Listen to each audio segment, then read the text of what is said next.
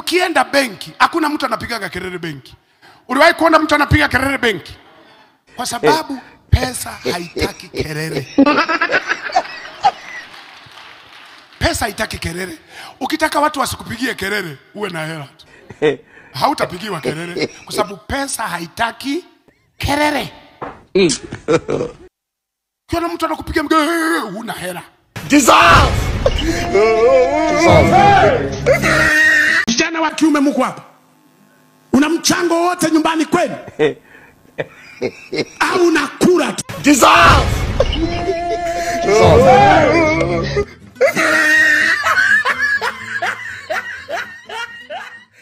Mwanamke akikosea, mwanaume wa kweli anamuita, anamwambia kaa hapo.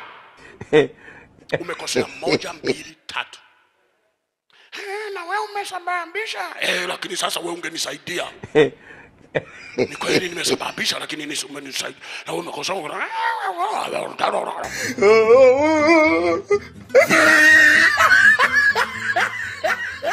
Kuoa mwanamke mzuri ambaye hana Mungu ndani, hofu ya Mungu haipo.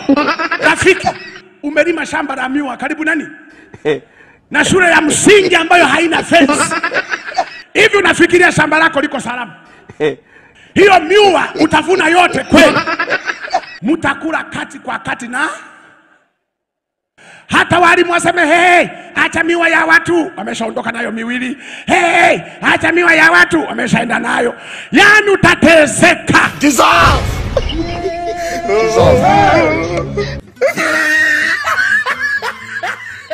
Sasa wewe mke wako kuheshimu kwa kipi? Akisema naomba ya mafuta, sina. Ana nini? Sina. Sina. Mwisho anajiuliza, nimeolewa na John? Sina. Nimeolewa na nani? Yaani kila kitu sina. Sasa huyu mwana nieleka, nimempata wapi John? Sina. Dissolve.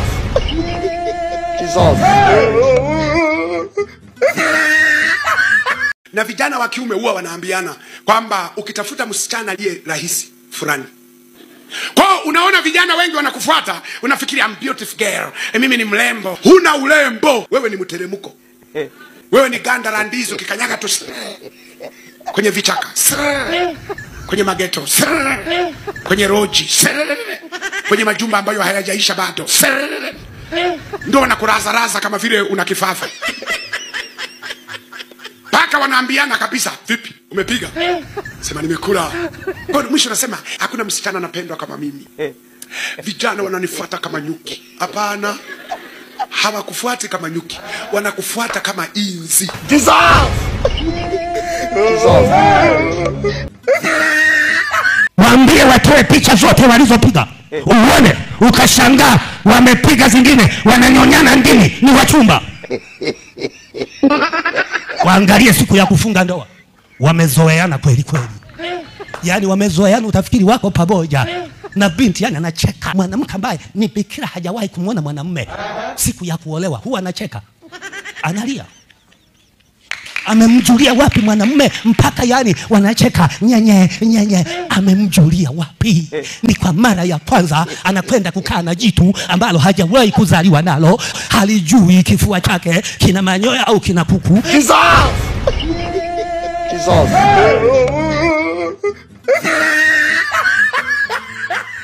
Makanisa sasa imekuwa maukumbi ya kufundisha watu uchumi, sakosi, vikoba. Watu wenye fani zao wapo, wa vikoba wapo, wa sakosi wapo. Sisi kazi yetu ni kuinyosha mioyo ya watu. Kazi ya kanisa ni kuandaa watu, wakifika hapa tuwaambie watu namna ya wao wawe na mahusiano mazuri na Mungu wao. Dissolve.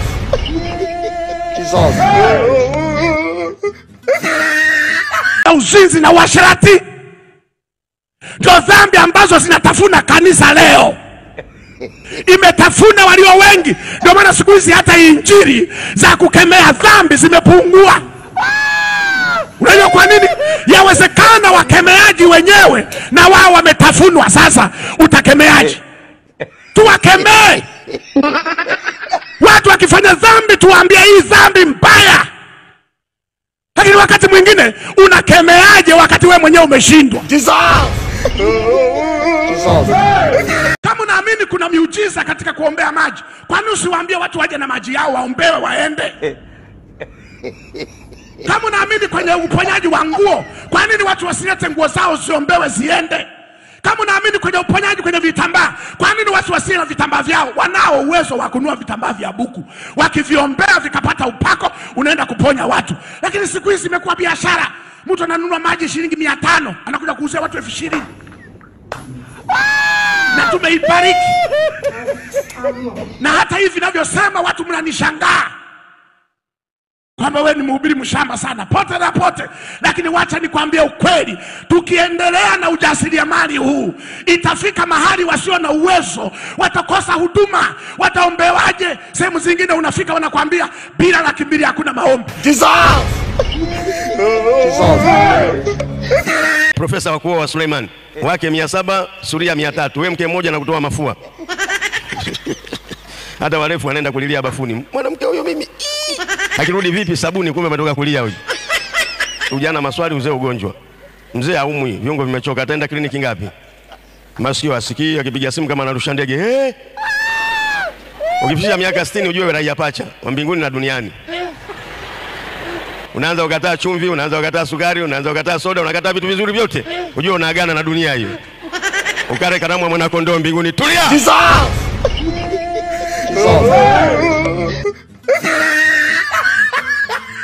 Nawe tambua mapishi ya mkeo, tambua anapokufulia nguo, tambua anapotandika kitanda, tambua anachokifanya, tambua kazi anayoifanya mume wako, anarudi na nyama, anarudi na vitu. Hebu tambua. Nawe saa nyingine mtaje mbele za watu, seme sijawahi kupata mwanaume kama huyu. Yaani katika wanawake waliofanikiwa, mimi nimefanikiwa, nimepata mume bora. Yaani atakuwa pembeni hapa na tabasamu, anasema yana ameshukuru kwa kile kidogo. Subiri surprise ya kesho. Lakini kuna wanawake wanakuvunja moyo. Mwisho naamua kukujirudia hivi, maana ulete usilete uso wa mbuzi. Yaani hawezi ku appreciate. Unamletea, yani haelewi. Unamletea kitenge na hiki kitenge anacho mama mchungaji.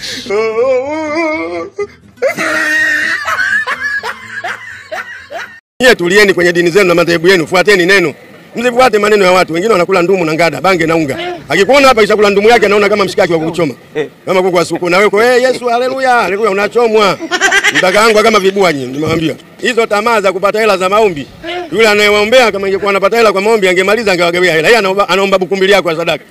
Ni akili kweli. Anaomba toka moto naye anaweka kapu la kuchangia sadaka. Yeye ndo angetoa hela. Mungu atupe akili. Nendeni na imani na akili. Shida hazimalizwi kwa nabii, shida anamaliza Mungu. Zaburi ya 20, Bwana akujibu siku ya dhiki. Hao wachungaji na sisi mitume wote tunakufa tunaoza. Wewe unahangaika nao. Wewe tunahangaika kwa Yesu. Amen. Mnaongopewa daka mumewa, daki kutoka wapi? Toka wewe. Daka mkeo atoke wapi? Mchungaji mwenyewe hela hana, anaombea utajiri kila wiki. Leo Bwana atafanya leo. Moto utatoka leo. Uko wapi moto wenyewe? John Harrell, domo anapinda John Harrell. Hana hela, Mungu mtupu John Harrell. Na sauti anabadilisha, anatemea mate maki, Bwana, Bwana, na nyinyi ndo mnapenda Bwana, Bwana. Wenyewe hata wabwanisha mjue Bwana, mtabwanishwa. Wenyewe tulieni Bwana, Bwana. Na wanapenda kweli ugeuze na sauti, jione leo moto, moto jione leo, jione leo. Lakini nyinyi mtakonda kama mko Ethiopia. Mnaumwa, mtakonda kama mmepata dondako.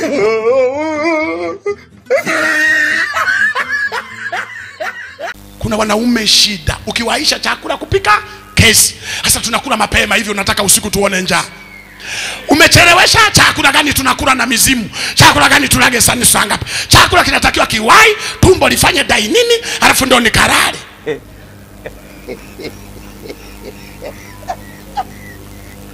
Wanaume tabu. Kuna wanaume tabu. Mke hajawahi kuomba ruhusa kwenda kusalimia kwao, anamshangaa. Yaani wewe upangi na kwenda nyumbani kwenu, una matatizo gani? Haya, unaomba ruhusa ya kwenda, uende uniache na nani? Yaani ukiomba kosa, ukibaki kosa. Yaani kuna watu tabu.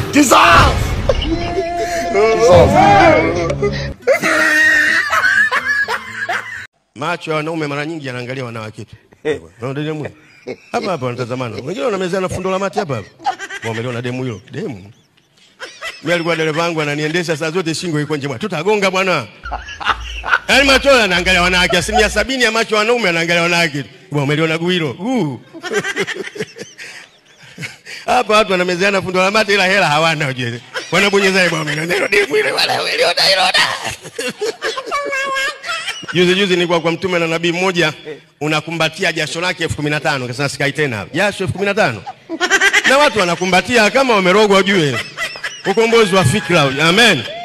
Bwana asifiwe. Wanakumbatia. Na anasema nikumbatie mjinga wewe. Anawatukana kwa anakumbatia.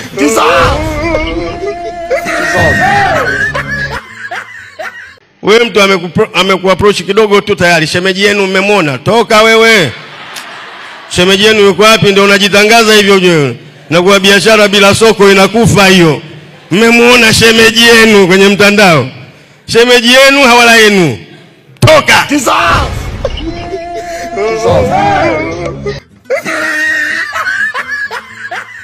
Angalia wamama waulize wote waliowaza kutoa mimba alafu ikakataa. Alafu katoto kakazaliwa. Ona kanavyomchukia mama yake. Unajiuliza huyu we mama alikaa tumbo. Hakuna kuta tu hana moyo wa kupenda. Kuna connection gani mimi sijui. Unasikia? Kuna mpaka wa baba wengine wamekataliwa na watoto wao.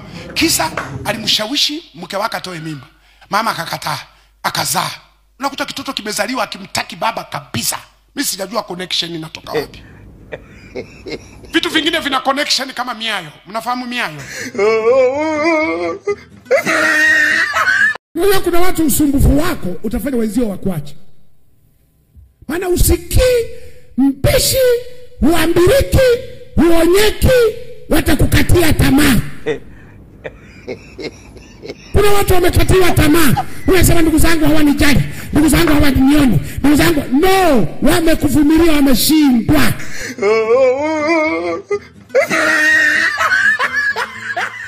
Hakuna mtu ambaye anatamani kuishi kwenye familia yenye mateso isiyo ambayo haieleweki. Tena sisi ni watu wa Mungu. Hakuna kitu kinauma kama unakaa na mwana familia ambaye anakuja kanisani alafu tabia zake ni mbovu. Unajua inauma.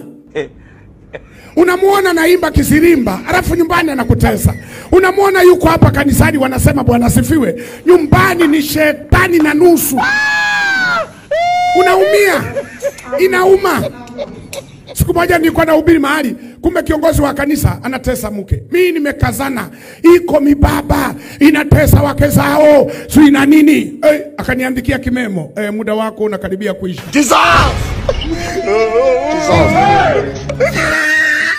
Mwanamke ni kiumbe chenye huruma sana. Hapo sikatai.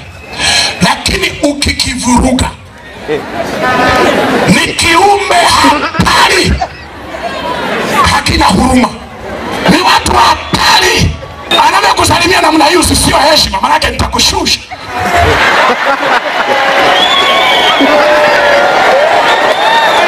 Lakini hawa waliobuni nyumba hizi zijengwe kwa matofali ndio wanaotuua wanaume. Zingejengwa kwa vioo, waone tunavyokunjwa, waone tunavyokula makofi ya kipima joto, waone tunavyokula mapeps.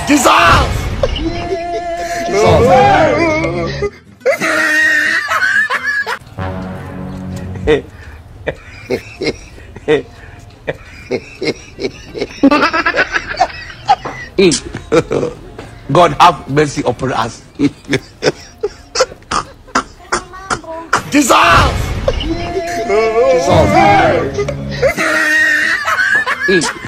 Wengine wana nyumba ndogo, wameacha ndoa zao, wana wanawake wengine.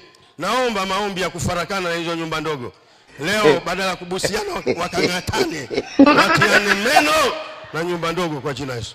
Toka shetani muongoe. Hizi ni ndoa za watoto wako. Hakuna kukumbatiana, watiane meno, wakatane kwenye mapaja, wasibusiane. Toka, waongonye. Tulia wewe mwanamume. Unaenda wapi umezeeka namna hiyo? Ukitembea kama unacheza step. Wewe mwanamke maparachichi yameanguka, rudi. Toka, rudi nyumbani. Damu Yesu. Nawarudisha kwa damu Yesu. Mnacheka lakini nawaambia kweli. Wengine hamlali nyumbani. Wengine mnalala vyumba vyenu. Wengine mmetelekeza wanawake. Wanaungaunga tembele nyumbani. Nyie mnakula kuku wa mazinga umbwe ba. Toka. Ukiona mchumba wako amekukataa, amekuacha, mshukuru Mungu, kwa sababu yawezekana Mungu anakuokoa na huyo Boko Haramu, anakuokoa na huyo Al-Shababu, anakuokoa na mtu ambaye angekuwa anajiripua kila siku kwenye nyumba, amekuokoa na povu la sabuni la kila wiki, amekuokoa na mateso. Wewe tulikutana university, na university hawajaisha, nitawakuta wengine. Tulikutana kwenye basi hawajaisha. Tulikutana kwenye matatu, bado nitaendelea kuingia kwenye matatu nikiwa simati, wenda nikaokota mwingine. Tulikutana supermarket, nitatembelea supermarket, nitaokota mwingine. Eti yani ameondoka na moyo wangu. Aliondoka na moyo wako? Ulikabidhi moyo kwa mtu jinga kabisa wewe. Kama uko hapa binti umekabidhi moyo kwa mtu, rudisha moyo wako. Kaa na moyo wako. Lakini mwanamke yeyote anaamini kwamba atakayetangulia kufa ni nani? Mume wake. Wa baba, umewahi kusikia story mnazopiga na mke wako mkiwa peke yenu? Angalia maneno anayoongea, yanaashiria tu kwamba wewe utatangulia kufa. Ndio maana utamsikia pointi zake. Sikiliza sentensi zake anazoongea wa mama. Utasikia sasa, kwa mfano, naongea tu, sio kwamba namaanisha, lakini kwa mambo yapo ndio naongea. Sasa kwa mfano, hizi nyumba, hizi hati miliki hizi hatujaandika vizuri, sijui na nini. Kwa mfano sasa, kwa mfano ukiondoka, kwa mfano wale shemeji wakubwa sijui na nini, unafikiri kweli wataniacha hapa kwenye mji kweli? Haya magari yote haya watachukua. Yani anahisi tu utatangulia kufa. Ndio maana ukilala ukikoroma kidogo, mama hasemi unakoroma, anahisi kama unakatika hivyo, ndio nakufa. Nasikia we lala vizuri, geuka, anahisi unakufa kufa.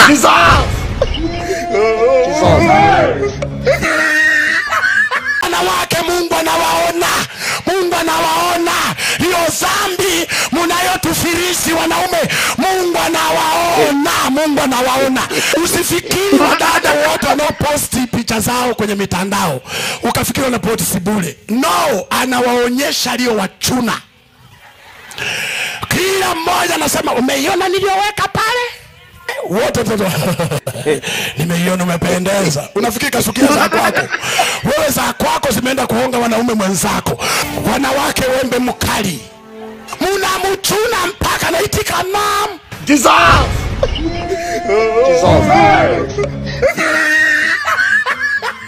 Kuna watu ambao wanasema, unajua tendo la ndoa sio lazima.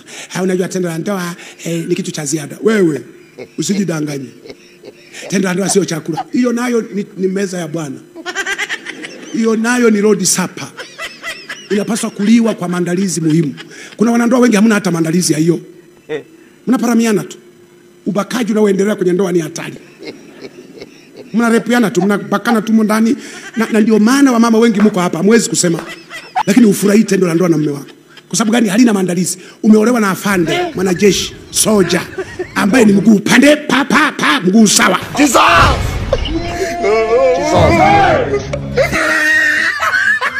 Siku hizi kuna mahendi samu wachawi. Ni mwanaume alitana shati lisimati, lakini usiku hatari. Sisi wengine tuna sura mbaya, ni umbaji wa Mungu, mtuache. Msifikiri kila mwenye sura mbaya ni mchawi, hapana. Kuna tumama tutana shati, kakikuendea saruni nasema haka ndo kakutoroka nako, kumbe kashirikina hujawahi kuona. Kuna watu wazushi, utasikia huyu dada na mimba. Wewe ulikuwa hospitali wakati anapima? Hapana. Hujamuona mashavu kama mandazi? Ona na kitumbo hicho.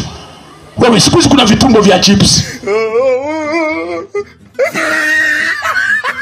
Niliwahi kumsaidia na binti mmoja, anasema mimi mama sitaki kumuona na nini, alinifanyia kitu kibaya, mimi sitaki kabisa, mimi nimemfuta, nimemdiriti.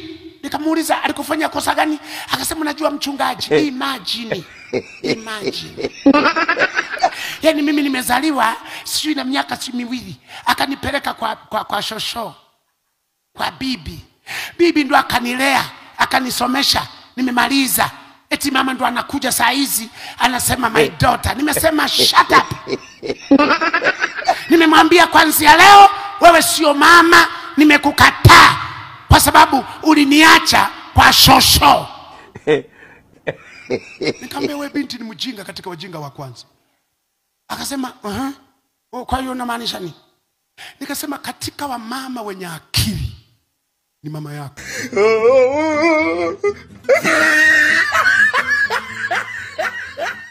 kuna wakati unaichukia ile keki mliokata siku ya harusi. Unachukia mpaka ukumbi, unachukia mpaka pastor aliyefunga ndoa, unachukia mpaka yule best man wako, kwamba huenda nilichagua aliye na mikosi. Yaani kila kitu unakichukia mpaka suti. Unasema hivi, ningejua naoa kiumbe hiki chenye kunipa stress, kulikuwa na haja ya kushona suti kweli? Kulikuwa na haja ya kutafuta keki ya ngazi 7 kweli?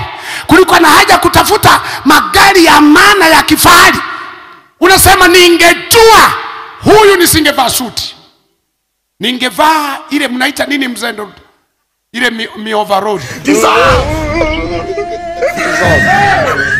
Unajua kinachofanya wanaume wengi wasilizike au wanawake ni kuwa na staili moja. Staili moja inachosha. Muwe wabunifu. Kwa sababu hakuna mwanamke ambaye sio mtamu wala mwanamume ambaye sio mtamu. Amen. Ni staili tu. Amen. Tafuta ambayo mwenzako inakuwa sawa. Hakuna, kila mwiko una uwezo wa kusonga ugali.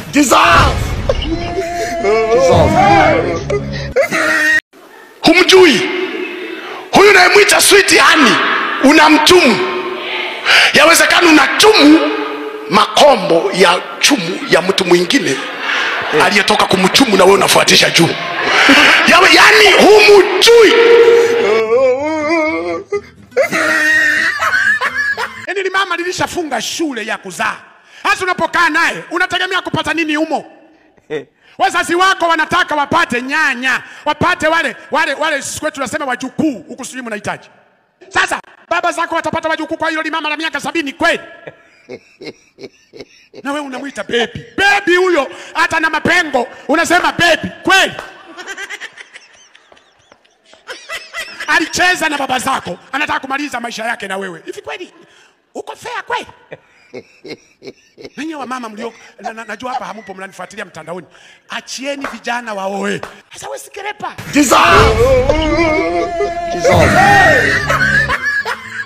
Mwanaume na kifua.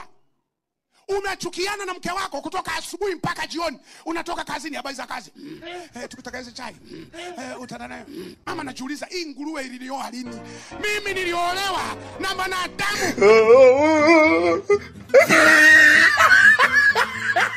Usitafute binti kanisani. Ukimuona kanisani, peleleza nako kaa. Uende kwa street ya kwao. Useme kuna kamudada kanasuka Mlima Meru, kana kama eneo haya. Mnakafahamu? Tunakaelewa. Kanafanya kazi gani? Hakana kazi yoyote. Hana shughuli. Yupo tu. Kimbia huyo, muogope kama ukoma. Hata kulemea mpaka utaitika abe. Sasa mtafute kamudada kanapanga machungwa, kanauza maembe, kanauza maparachichi, hakana kazi lakini kanajishughulisha, kanatembeza nguo, unajua haka nikikaleta nikawaifu material, nitakapa capital, nitakafungulia biashara, kanachakalika. Binti yuko tu hivi. Hana kazi yoyote, ni kulemba makucha, hana kazi yoyote ni nini, kanatembea barabarani, utafikiri kana dege kana kufa kesho.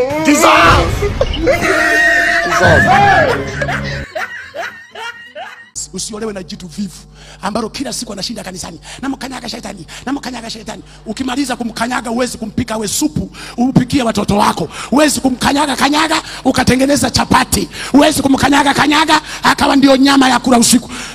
Unamkanyaga. Ndio maana nawaambia wachungaji, pangeni muda mzuri wa ibada. Watu wakae kanisani wamwabudu Mungu, waende. Mfano sasa hivi dakika zimeisha. Mwende. Sio unakaa na watu kanisani, umewaweka hapo kwa hema yako, kutoka asubuhi tu shetani. Uwepo muda wa kumkanyaga shetani na muda wa kufanya kazi.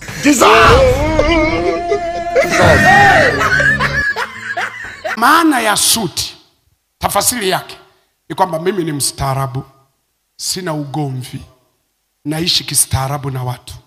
Ndio maana wanasema ukivaa suti utakiwa kupiga mikelele hovyo. Ukivaa suti utakiwa kukimbilia gari likikuacha.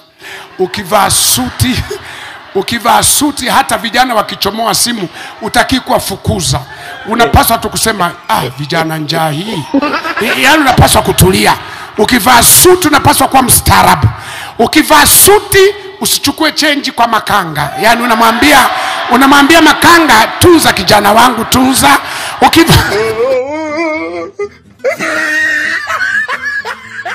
Wakati mwingine hata ukikuta watu wameweka chakula tayari, saa nyingine uwage na akili. Yani usiziacha akili nyumbani. Umewakuta wana magrasi 5 ya maziwa, wameweka ugali huko pale, na wao wako 5. Wanakuambia nawa, unanawa. Uchukue grasi ya nani? Huwezi hata kuhesabu tu kwamba hapa pana grasi 5 na wao wako 5. Omba maji ya kunywa, unywe, kakae kwenye sofa, angalia TV.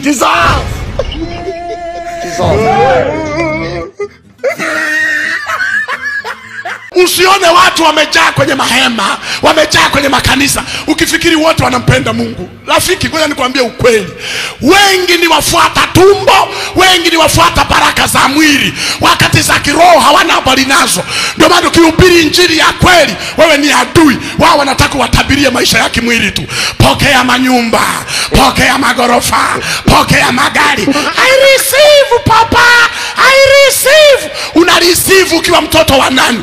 Yani wewe ni mwana wa Ibilisi, una receive kitu gani?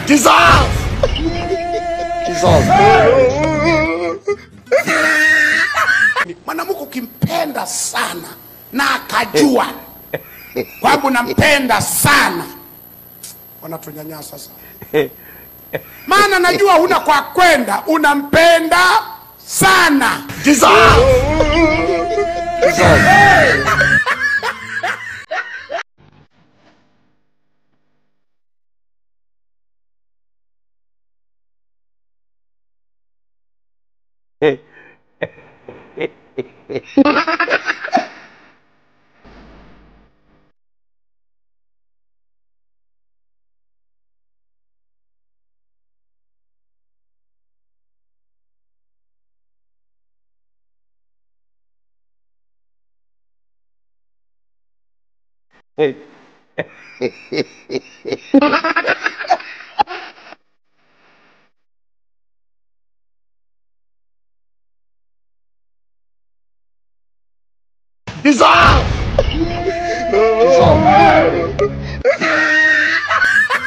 Kila chumba cha mwanandoa muhakikishe kina radio, kina sabufa.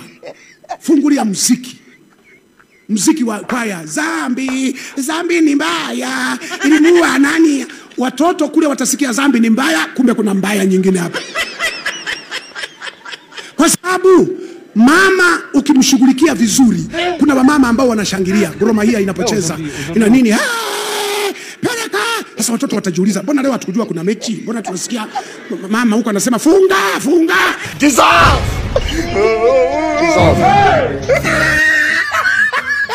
Mke wako kuna watoto wengine amekuletea pale nyumbani, kiukweli sio wako wako.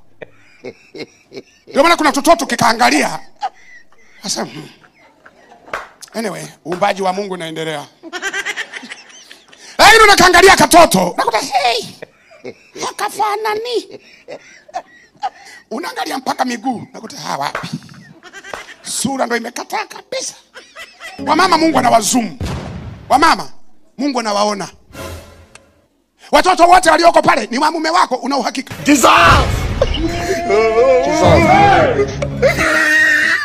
Ubinafsi ukishakaa ndani yako, huwezi ukawa na huruma na binadamu wenzako wengine.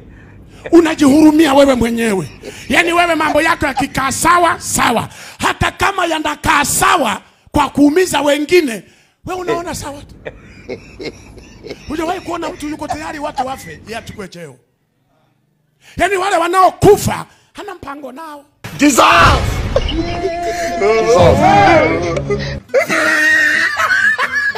Naomba umoja ndani ya familia, kwamba kila mmoja awe anamuombea mwenzake. Ni kweli kuna wengine wanauzi, ni kweli kuna wengine wanakwaza, ni kweli kuna wengine wanafika mahali unawaza vibaya, lakini wasikufikishe mahali pa kuomba mwenzako afe. Kuomba mwenzako afe. Yana naumwa, unakazana tu baba, tenda muujiza, tenda muujiza. Muujiza nao usema ni wa arrest in peace. Lakini huko unasema kuna watu wana roho ya paka. Nilijua naondoka lakini haondoki. Kwa taarifa yako utaondoka wewe. Ni rahisi mwanamke kukaa na mwanaume ambaye ana hela kwa miaka na miaka bila watu kujua kama huyo mwanamke hana hela. Lakini ni kazi mwanaume kuishi na mwanamke kama mwanamume huna hela mwezi mmoja tu. Mwezi mmoja, 1 month. Yani ukae mwanaume huna hela, alafu mke wako ndo anakulisha, ndo anakutunza. Mama hawezi kuvumilia kukaa. Kama atavumilia kuna jambo linamshawishi, lakini atawapa taarifa watu wote.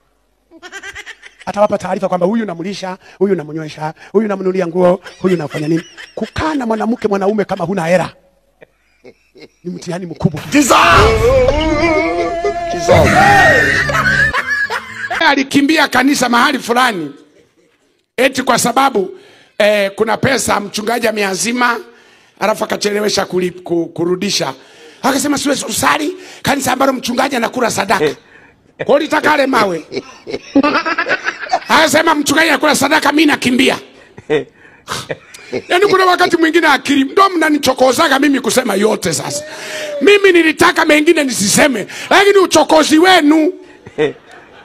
Sasa mnaposema mchungaji anakula sadaka, hivi kwa mawazo yenu na mtazamo wenu, mlifikiri Mungu anashukaga kuja kuzichukua? Mlifikiri anayetumia hizo hela ni nani? Sasa kwa taarifa yako, hata kama yanakuuma, meno ya Mungu na sisi pia ni sehemu.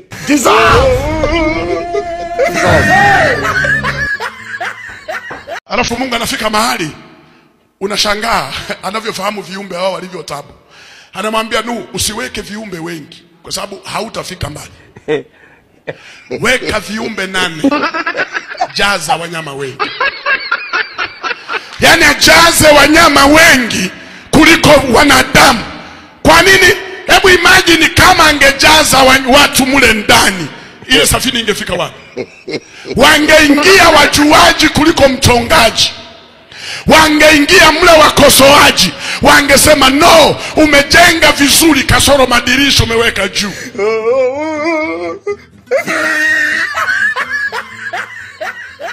Lakini unaanzaje kujisahau mwenyewe kwamba wewe ni nani? Kwamba uko chini ya nani? Kwamba unasubmiti kwa nani? Yaani unashindwa kujitambua kwamba wewe ni nani. Hiyo ni shida. Ndio maana tunapofundisha mambo ya familia na mama Apostle anafundisha masomo haya, tunasema moja ya kitu ambacho familia zinateseka, wanateseka kukaa na watu waliojisahau kwamba wao ni nani. Wewe fikiria, baba mwenye nyumba kabisa anasahau kwamba yeye ni nani. Anasahau familia inamtegemeaje.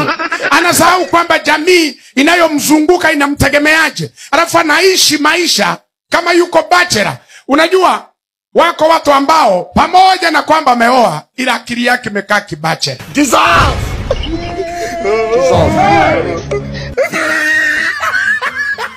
Ukianza na yule ambaye mumeanzia wote chini mkapanda, mnakula wote mema ya nchi, utajisikia raha. Lakini kuolewa na mwanaume aliyekamilika kila kitu, hutakaa uwe mke, utakuwa mfanyakazi wa ndani miaka yote. Mchungaji unamaanisha nini? Yaani hata kuwasha TV utakuwa unaogopa. Unaweza kuniwashia? Maana ulikuta. Yaani kama mlienda wote mjini kutafuta, wote mlikuwa mnapewa pale nani shule, mnabonyeza na hata watoto wakigusa wewe hamjui tulikoitoa. Maana na wewe ulienda. Unamkuta mwanaume na kila kitu, ana nyumba, ameweka kila kitu, ana usafiri, utanyanyasika kila siku. Mwingine Mungu kuna vitu anachelewesha kwa usalama wako. Kuna mabinti mmechelewa kuolewa, sio kwamba mwanamume wako hayupo, yupo. Ila Mungu anataka kichwa chako kikomae. Maana sasa hivi ukimpata leo, huyo baba ataisoma namba. Hata kichwa chako kikomae, kianze kuona vitu vya muhimu na vitu vya kawaida. Kama sasa hivi unafanya kazi, mshahara wote unaishia kwenye nywele, kope, lipo, siri. Mungu anasema wewe hujakomaa utatesa mtu wa watu. Ukomae kwanza ujue matumizi ya hela, ili hata ukiolewa usimsumbue mume. Mfanye mambo ya maana. Mununue proti, mjenge nyumba, muanze kusomesha. Sio kuna wanawake ambao hana mawazo hayo. Swala la kusomesha na kwako mume, swala la nyumba waza peke yako, swala kila kitu ni wewe shughulika. Yeye ni ulembo.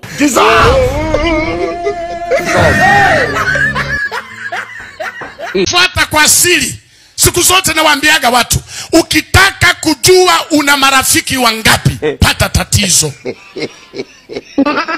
Marafiki wengine hawa ni marafiki kwa sababu kuna kitu wanachukua kwako. Siku kipata shida wanapotea. Ndio. Unataka kujua watu wanao kukubali? Kijana, oa. Toa mwaliko, gawa kadi. Yaani unakuta wale marafiki hakuna waliorudisha kadi. Watu ambao hukuwatarajia ndio wanakubariki. Ndio wanakusupport. Pata msiba ujue nani rafiki yako. Wengine wote wataishia tu kutuma message, tuko pamoja, tuko nyuma yako, mnatafuta nini nyuma yangu mje kunifariji. Ukikutana na mama ambaye kabibi ambako hakana self control, mwanaume utajuta. Kuna tubibi tukora, wakora kabisa. Wa mama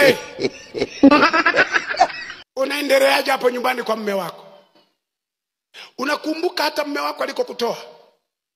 Paka leo hii una kiburi kwa mume wako, una kiburi, umesahau na ulikotokea. Kuna wengine wa mama mliolewa mkitokea vijijini. Kijijini kabisa, unavaa silipa moja ya blue, nyingine ya kijani. Kichwani unasuka matuta. Hujui perfume, hujui lotion. Sabuni ile ile ya kuogea, ile ile ya kuoshea vyombo, ile ya kupaka.